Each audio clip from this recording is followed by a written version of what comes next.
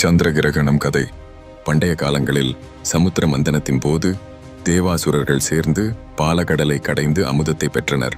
அந்த அமுதத்தை பகிர்ந்து கொடுக்க விஷ்ணு மகாலட்சுமியுடன் மோகினி வடிவில் வந்தார்.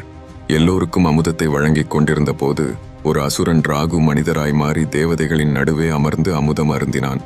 அதை உணர்ந்த சூரியனும் சந்திரனும் உடனே விஷ்ணுவிடம் புகார் செய்தனர். கோபமடைந்த விஷ்ணு தனது சுதர்சன சக்கரத்தால் ராகுவின் தலையை வெட்டினார். ஆனால் ஏற்கனவே அமுதம் தொண்டைக்குள் சென்று விட்டதால் அவன் சாகவில்லை. தலைப்பகுதி ராகுவாகவும் உடல் பகுதி கேதுவாகவும் மாறின. அந்த நாள் முதல் ராகு சந்திரனையும் சூரியனையும் வெறுத்தான். தன்னை வெளிப்படுத்தியவர்கள் என்பதாலே அவர்களை விழுங்க முயன்றான். அதுவே நம்மால் காணப்படும் சூரிய கிரகணம் மற்றும் சந்திர கிரகணம் ஆகும். சந்திர கிரகணத்தின் போது ராகு சந்திரனை விழுங்குகிறான். ஆனால் முழுமையாக விழுங்க முடியாமல் மீண்டும் சந்திரன் வெளிப்படுகிறார்.